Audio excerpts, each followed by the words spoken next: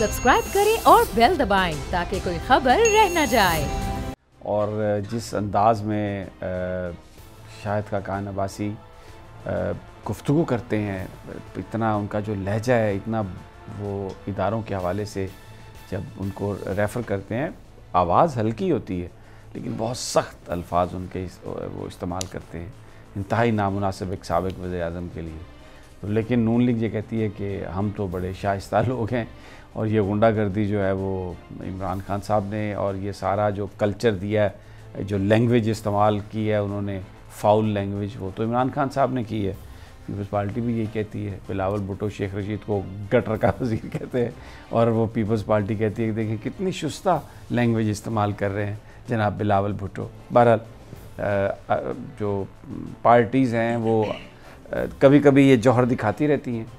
आज वो जो लैंग्वेज इस्तेमाल की है मैं आपको सुनवाना चाहता हूँ। सेनेटर मुशाहिदुल्लाह ने, ज़रा वो जो इस्तिआरे इस्तेमाल कर रहे हैं, जिस तरह की वो तशबीहात दे रहे हैं, ज़रा देखिए ज़रा। और वो जो फैसल जावेद हैं तहरीक इंसाफ के सेनेटर, वो बेचारे परेशान से, उलझे हुए से, हम नहीं बोलने देंगे, हम नहीं बोलने देंगे, बस इससे ज़्यादा उन्हें कुछ आता ही नहीं। सुनाइए ज़रा और देखिए, खुद देखिए।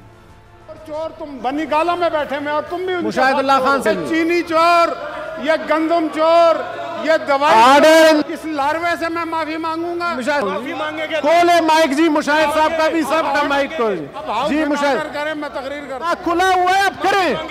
मैं कर रहा हूँ, आगे नहीं बोलने देंगे। अब ये आपने सुना है राना साहब, ये फैसल जावेद बेचारा, हम अब तकरीर नहीं करने देंगे, हम हाउस नहीं चलने देंगे, और वो कभी कहते हैं ये चोर हैं, कभी कहते हैं लार्वा है, कभी कहते हैं ये है लैंग्वेज मुस्लिम लीग नून की, लेकिन वो कहते हैं ये शरीफों की जमात है और बड़ी शराफत की ज़बान है मुस्लिम लीग नून की, और ये तो ऐसी ज़बान इस्तेमाल करते हैं शुस्ता। तो वो मैंने आपके सामने रखी, ये जो शाइस्तगी का कल्चर जो पाकिस्तान मुस्लिम लीग नून इस मुल्क में फैला रही है, और ये इसकी इब्तदा भी शाइस्तगी के कल्चर की राना साहब की थी। इन्होंने, नवाज शरीफ साहब ने जब मोहतरमा नुसरत भुट्टो साहबा की उरियाँ तस्वीर बनवाई थी फ़ोटोशॉप करके, हुसैन कानी साहब के ज़रिए वो फिकवाई और पता नहीं क्या कुछ कहा। और वो मैं अगर वो जो ज़ियाउल हक साहब की यहाँ पर कब्र पर जो तकरीर थी उनकी, नवाज शरीफ साहब की, जिसमें उन्होंने कहा मोहतरमा को कि ये अंग्रेज़ों के कुत्ते नहलाने वाले, और पता नहीं ये अपने बाप को शहीद कहती है। लेकिन मुस्लिम लीग नून एक शाइस्ता जमात है, बड़ी शाइस्तगी का वो दर्स देते हैं। बहरहाल लोगों ने फ़ैसला बार बार किया और वो इंतखाब में इस दफ़ा भी किया उन्होंने फ़ैसला। अब मैं आपको एक और चीज़ राना साहब, आगाही, सेनेट के चेयरमैन आज सेनेट में आए, वो उन्होंने मास्क पहना हुआ था, कोरोना से आगाही, वो ज़रा फुटेज भी चला दें। अच्छा, अब असल इसमें इशू ये है कि ये जो मास्क है ये तासुर गलत है कि ये कोरोना को रोकता है। इस मास्क से कोरोना का अगर पार्टिकल कोई आ रहा है तो वो आप उसको मेरा नहीं ख्याल कि आप उसको रोक सकते हैं। इसका सिर्फ एक फ़ायदा बताते हैं, फ़ायदा ज़रूर है मास्क का। वो क्या फ़ायदा कि ये जो कोरोना है ये फैलती है, किससे फैलती है? अगर आप किसी से हाथ मिलाते हैं, अगर यानी बॉडी टच अगर आपका हो जाए, तो फिर होता क्या है कि अगर आपके हाथ पे वो आ जाए, तो अक्सर लोग पाकिस्तान के कल्चर में तो आपको पता है नाक की सफाई भी उंगलियों से की जाती है हमारे यहाँ, तो वो कानों में भी उंगली मारी जाती है। तो वो ये जो उंगली है, जब या मुंह पे मारेंगे, नाक पे मारेंगे, तो वो बस कहीं ना कहीं अगर वायरस लगी हुई है तो वो अंदर चली जाएगी। तो ये मास्क जो है, आप अपना जो वो हाथ है ना, अगर आप उसको काबू में रखें तो इस मास्क की ज़रूरत नहीं है। लेकिन बहुत पैसा बनाया लोगों ने ये तासुर दे के, ये चला के कि जी मास्क पहने। वो जो 200 रुपये का वो जो मिलता था ना 50 मास्क का जो छोटा सा पैकेट डब्बा, वो 1400 रुपये तक चला गया, 2000 तक भी, 2000 तक वो चला गया। और मैं सोशल मीडिया पे एक लतीफ़ा पढ़ रहा था कि एक दुकानदार जो थे बड़े, वो 2000 रुपये में उन्होंने वो बेचा जो था वो कोरोना, वो जो था डब्बा इसका मास्क का, और साथ ही वो कह रहे थे बस ये कोरोना जो है ना अल्लाह का अज़ाब है, और वो तो 2000 में साथ में बेच रहे थे। तो भाई अनवर अब्बास, ये है सूरत हाल सारी। बिल्कुल बिल्कुल ऐसे ही है कि मतलब लोग इस मौके पे भी मुनाफाखोरी से बाज नहीं आते। हालांकि बहुत सारे ऐसे मालिक हैं जहाँ पे ये फ्री तकसीम किए जा रहे हैं, ना सिर्फ ये बल्कि दवाइयाँ भी तकसीम करें। और हमारे मुल्क में भी अच्छे लोग हैं, ये नहीं कि अच्छे लोग नहीं हैं, काफ़ी लोगों ने फ्री भी मुफ्त भी तकसीम की, लेकिन शुरू में काफ़ी मुनाफाखोर आ गया है। उन्होंने इस हद तक हुआ है कि लोगों ने यहाँ से एक्सपोर्ट कर दिए हैं, मास्क ले के उन्होंने चाइना में बाकायदा तौर पे एक्सपोर्ट किए हैं और यहाँ पे काफ़ी स्टॉक कम हुए हैं। वो भी एक वजह। ये जो आप मुनाफाखोरी की बात कर रहे हैं ना राना साहब, अब अगले ये मार्च है, मार्च के बाद अप्रैल के एंड में रमज़ान शरीफ आ रहा है। आप देखिएगा जैसे ही रमज़ान की आमद होगी ना, चीज़ों की कीमतें जो है ना वो आसमान पर चली खाने पीने वालों की और चीज़ों की कमी हो जाएगी। अमेरिका में मैं बहुत अरसा रहा, यूरोप में भी मेरा इत्तेफाक हुआ। वहाँ पर जब क्रिसमस आती है तो सेल्स लगती हैं और जो दुकानदार हैं वो चीज़ों की कीमतों को कम करते हैं ताकि ज़्यादा से ज़्यादा लोग चीज़ें ख़रीद सकें। तो वो उनका सिलसिला इस तरह है कि अगर बेशक वो प्रॉफिट कम भी रखें लेकिन चीज़ ज़्यादा बिक जाती है तो उनका प्रॉफिट उतना ही आ जाता है उन्हें at the end of the day. लेकिन वो गरीब आदमी जो आम हालात में उन महंगी चीज़ों को अफोर्ड नहीं कर सकते, क्रिसमस के मौके पर चीज़ें वो भी ख़रीदने के काबिल हो जाते हैं। ये तो मसाजिद भी भर जाती है। अच्छा मैं आपको बताऊं, इवन पाकिस्तान में आपको पता है ज़ख़ीरा अंदोज़ी होगी और वो माशाल्लाह बड़े बारिश लोग हैं, बड़ी मुसलमानों वाली उनकी शख्सियत है। ये जो सारे कारोबारी हैं, महराबें भी इनके पड़ी होती हैं, अच्छी बात है इबादत करना, लेकिन जहाँ मुनाफे की बात आती है वहाँ पर ये कोई कंप्रोमाइज़ करने के लिए तैयार नहीं है। रमज़ान जब अभी आएगा तो आप देखिएगा कि इवन अमेरिका में, यूरोप में, जहाँ पर मुसलमानों की मार्केट्स है, वो जो वहाँ की मकामी जो शॉपिंग सेंटर्स है वो सेल लगाते हैं ताकि ज़्यादा से ज़्यादा मुसलमान भी आके चीज़ों को ख़रीद सके। उनका profit at the end of the day वही हो जाता है। लेकिन यहाँ पर अनफॉर्चुनेटली जिस अंदाज में ये काम होता है, अल्लाह ताला हम सबको इससे महफूज रखे, कोरोना से भी महफूज रखे। और बहरहाल उसकी अब वैक्सीन जो है सैन डिएगो की यूनिवर्सिटी में, वहाँ पर एक लैब है, उन्होंने वो बनाई है जो माइस पर उसका एक्सपेरिमेंट कामयाब हुआ है, गिनी पिग्स पर उसका एक्सपेरिमेंट कामयाब हुआ है और ह्यूमंस पर उसका ट्रायल चल रहा है और अगले चंद हफ्तों में वो अवेलेबल होगी।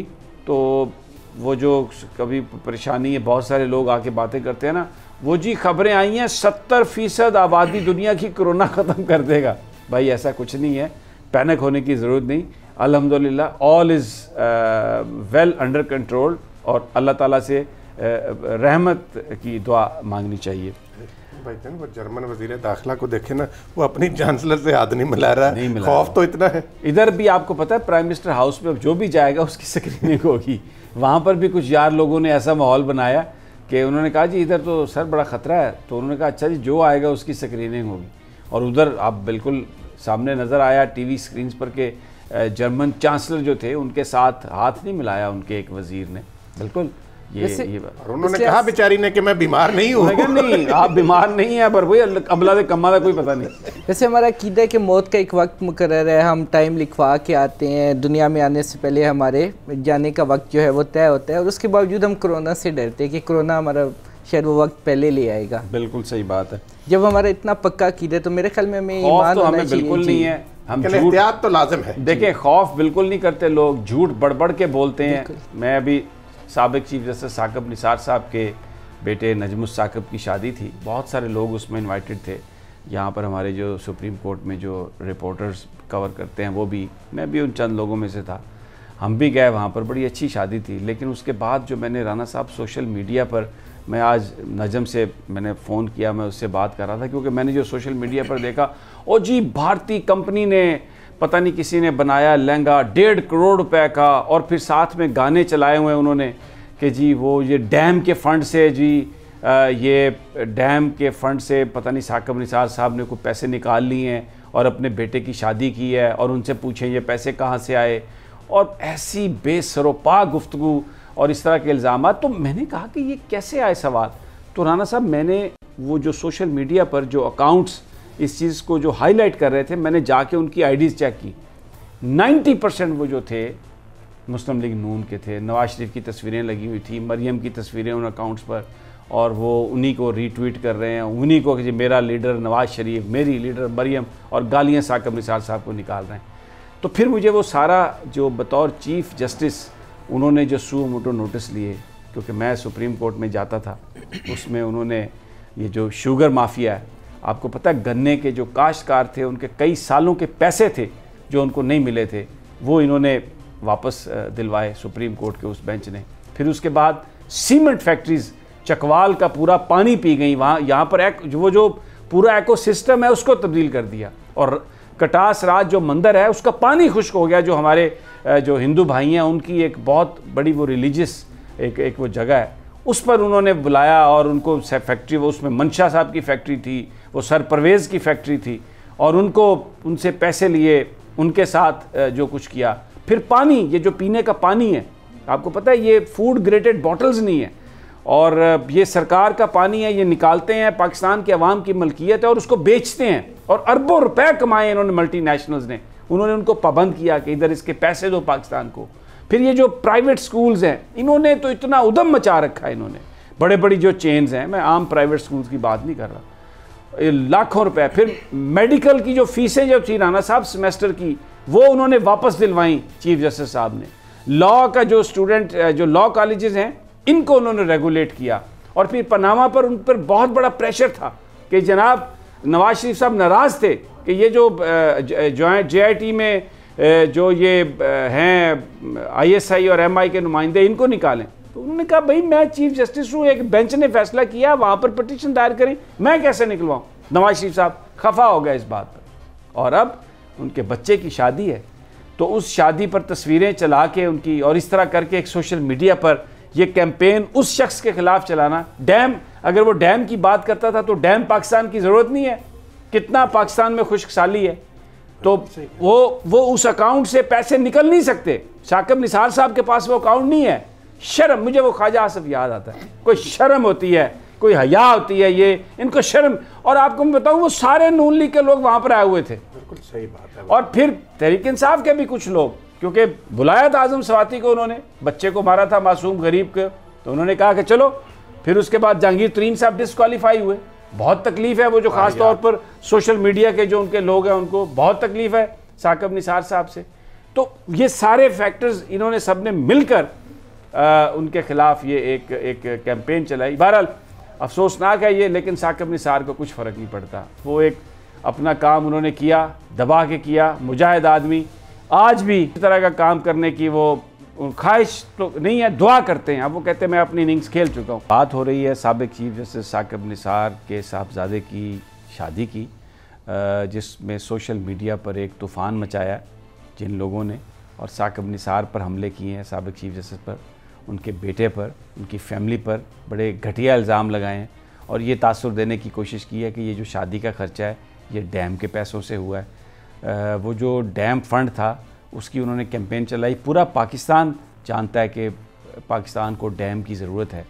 दियामर भाषा डैम के लिए अगर फ़ंड्स जमा करने की कोई सुप्रीम कोर्ट ने कोई सुपरविजन की, और यहाँ पर सुप्रीम कोर्ट में एक वाटर कॉन्फ्रेंस की गई स्पेशल, और मैं देख रहा था वहाँ पर जस्टिस उमर अता बंदयाल और जस्टिस एजाजुल एहसन, ये आप यकीन करें ये दो जज इस तरह वहाँ पर काम में, उसको पूरी मैनेजमेंट में थे, सारी पूरी सुप्रीम कोर्ट उसमें लगी हुई थी। और क्या काम था इन जजेस का, अपना क्या फ़ायदा था उसमें, पानी, वो गवर्नमेंट को ये बताने की कोशिश कर रहे थे कि आपका ये काम है आप करें, और उन्होंने उसकी ओनरशिप गवर्नमेंट को दी। सुप्रीम कोर्ट को कोई शौक नहीं है इन चीज़ों का। सुप्रीम कोर्ट तो काम करती है पाकिस्तान के अवाम के लिए, रूल ऑफ लॉ को के लिए, जो कानून आइन है उसको इंटरप्रेट करने के लिए, इनजस्टिस रोकने के लिए। एजाजुल एहसन साहब, उमर अता बंदयाल साहब, शाकिब निसार साहब और सारे जज जो थे वो क्या कर रहे थे, सिर्फ ये पाकिस्तान के अवाम की तकलीफ़ को महसूस करते हुए राना साहब उन्होंने ये सब कुछ किया। और मैं लंदन में शाकिब निसार साहब के साथ था। आप यकीन करें कि बीमारी में वो शख्स इतने यानी एक दिन में इतना फंक्शन होते थे, इतनी जगहों पे जाके फंड रेजिंग किसके लिए, और ख़र्चा उनका अपना था, उनकी फैमिली उनके साथ थी, और जो उन्होंने जो बिल दिए जहां वो होटलों में ठहरते थे वो शाकिब निसार साहब के अपने क्रेडिट कार्ड से वो बिल पे हुए। और यहाँ पर ये कि जी वो डैम के पैसे ले गए, इनको शर्म नहीं आती राना साहब? पाकिस्तान की बात करना कोई जुर्म है?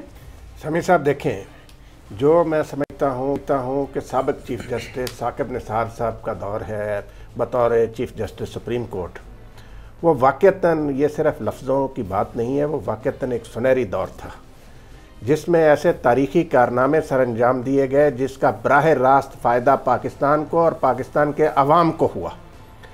समीर साहब, क्या तकलीफ़ है? पनामा लीक्स के हवाले से एक 5 जजों पर मुश्तमिल बेंच बनाया, जो बहादुर जज थे उन पर मुश्तमिल बेंच बनाया साकिब निसार साहब ने, किसी हुकूमती दबाव को खातर में नहीं लाए और उस केस को मंतकी अंजाम तक पहुँचाया और फिर उन जजेस को पब्लिकली डिफेंड किया। मुझे वो तकरीर याद है जिसमें उन्होंने कहा कि ये जज जो है ना ये हीरे हैं, हीरे, और आवाम से कहा उन्होंने कि इनका साथ दें, अदलिया को मजबूत करें, ये आपके लिए काम कर रहे हैं। अमीर साहब, ये डैम जो है ये किसके लिए है? लोगों के लिए, पाकिस्तान के अवाम के लिए है ना। और तकलीफ किसको है डैम की? तकलीफ है इंडिया को। पाकिस्तान के दुश्मन नहीं चाहते कि पाकिस्तान में डैम बने, इसलिए ये सारा प्रोपेगेंडा। और देखें वो शादी जो साबिक चीफ जस्टिस साहब के साहबजादे की है समीर साहब, उसके हवाले से घटिया किस्म का प्रोपेगेंडा करना, ये इनको डूब मरना चाहिए। इन लोगों को इनका ओढ़ना बिछौना ये बन गया कि ये अपना जो पाकिस्तान की बात करे उसके खिलाफ ये कीचड़ उछालते हैं। मैं आपको बताऊं, मुस्लिम लीग नून का जो एक ये था ना करैक्टर, मुझे समझ में नहीं आया। शौकत खानम हॉस्पिटल के बारे में प्रेस कॉन्फ्रेंस ख्वाजा आसिफ ने की। शौकत खानम, आप उन लोगों से पूछें जिनको कैंसर है कि एक नेमत है और ये एक मिरेकल है मौजूदा दौर का कि इस गरीब मुल्क में चैरिटी से इतना बड़ा हॉस्पिटल इमरान खान ने खड़ा कर दिया, जहां 70% लोगों का मुफ्त इलाज। और देखें ये अल्लाह ताला ने पता नहीं कौन सा काम था इमरान खान का कि जिससे खुश होकर अल्लाह ताला ने उनको इस मुल्क की बादशाही, इस मुल्क की वजारत उज़्मा उनको अता की। सब्सक्राइब करें और बेल दबाएं ताकि कोई खबर रह न जाए।